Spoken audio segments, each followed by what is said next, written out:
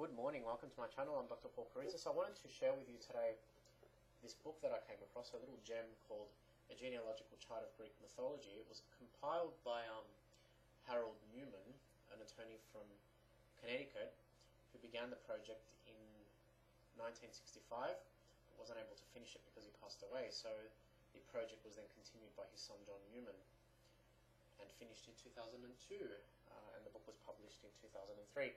It's basically one comprehensive chart in the style of a family pedigree that includes the famed and the lesser-known mythological figures of Hellenistic mythology and attempts to unify them all into a single family, which he does, which they do. So the two authors basically express the known parental, marital and extramarital relationships between the mythological figures by consulting primary sources, explicitly Hesiod's Theogony and Homer's Iliad and Odyssey, and where they were unable to forge connections between the different figures of Greek mythology, they consulted other primary sources. So the book, I think, is an invaluable source. It's insightful and intriguing, especially for the classicist, for the secondary or the tertiary student of mythology, or anyone that's just generally interested in Hellenistic mythology. I can't recommend it highly enough to those persons about to embark on a literary pilgrimage through the mythological marshes of classical Greece, because it offers an overarching bird's-eye view of a mythological world whose ethereal inhabitants are in effect relatives of an extended but cosmic and divine family.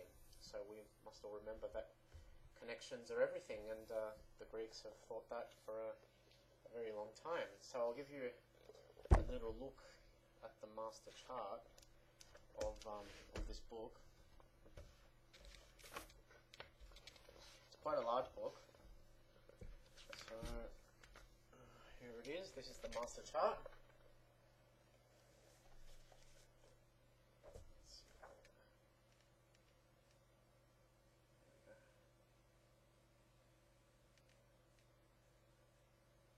So it basically connects all the known figures into a single chart, which is quite an effort.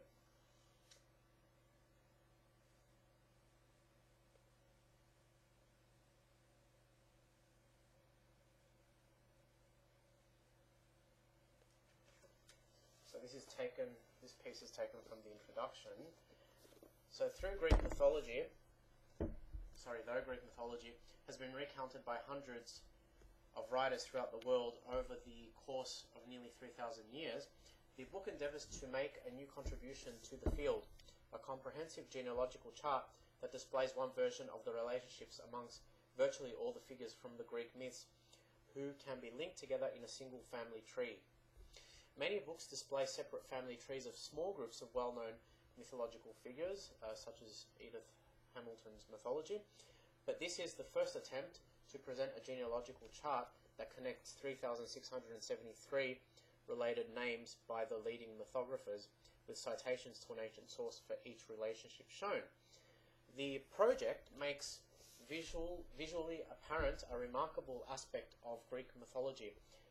There are 3,673 named figures, all of whom can be shown to be related to each other. They marry, sometimes more than once. They have extramarital liaisons. They have children. Many ancient writers mention genealogical relationships in their verses, plays, and narratives.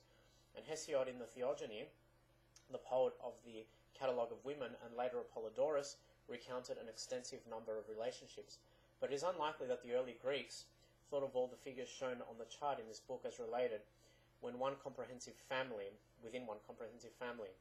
The oral tradition in which these myths originated generated accounts of relationships among relatives, relatively small numbers of figures, and as the stories were retold, different versions of a figure's parentage emerged.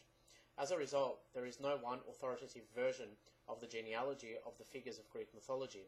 That is why the work is called A Genealogical Chart of Greek Mythology, not The Genealogical Chart of Greek Mythology. Nevertheless, from a careful examination of numerous ancient writings, a comprehensive chart can be constructed that connects together a vast number of named figures, many of whom are not generally thought to have been related.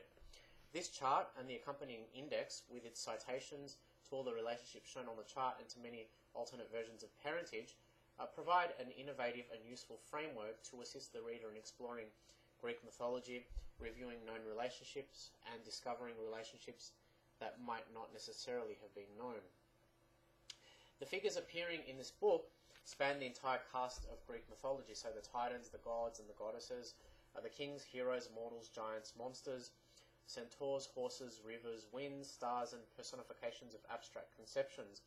20 generations are included, displayed in an orderly arrangement that maintains each generation in a consistent position across all 72 segments of the chart. The book consists of 3 components. So there's the complete chart, which is basically nearly most of this book, 72 segments that connect horizontally to form one continuous genealogical chart containing all 3,673 named figures. Then, of course, you've got the master chart, which is the chart that I just showed you before. 2 pages containing the principal figures from the complete chart and the number of the segment on which they appear. The master chart enables the reader to see at a glance how the figures on any one of the 72 segments of the complete chart connect to figures appearing on all of the other segments. And then you've got the index, which of course is at the end. A list of each of the 3,673 named figures together with a citation to an ancient source confirming each relationship of the figure, identifying information about the figure and a reference to each location where the figure appears on any of the 72 segments of the complete chart. For many figures, the entry includes alternative versions of the figure's parentage with the citation to an ancient source reporting these versions. A guide to the master chart and the complete chart explains their structure and symbols, and a separate guide to the index explains its entries. An undertaking of this sort cannot claim to be accurate. There was no registry of births or marriages on Mount Olympus or at Athens or Troy. The early writers who first recounted these myths told different versions of the same stories, often attributing different parents to the same figure and different sets of children to the same parents. Some modern mythographers have perpetuated these differences indeed. They have often compounded confusion by failing to recognize that many different figures bore the same name. Just as there are several people named John Smith in most English-speaking communities, it should not be surprising that in Greek mythology there are, for example, several men named Lycus and several women named Merope. Yet many writers have attributed to one figure the spouses and children of a different figure who has the same name. Confusion also arises from typographical errors occurring with similar spelled names. Some writers have referred to Pyrene when they meant Cyrene, and vice versa, or to Laomedon when they meant Laomedon. Sometimes the same figure is rendered with 2 different spellings. So, for example, the son of Hippocon, so Hippocon, is called Tebrus, so Tebrus, in Apollodorus, and Sebrus in Pausanias, so Sebrus spelled Sebrus. So that's all from the introduction. So yeah, so I hope if you're interested in Greek mythology, if you want to espouse a deep interest in Greek mythology or studying Greek mythology, you attain a copy of this book. I think it's very well worth it. Thanks for that, and I'll be back very soon for some more reviews of different books and for some more articles. See you then.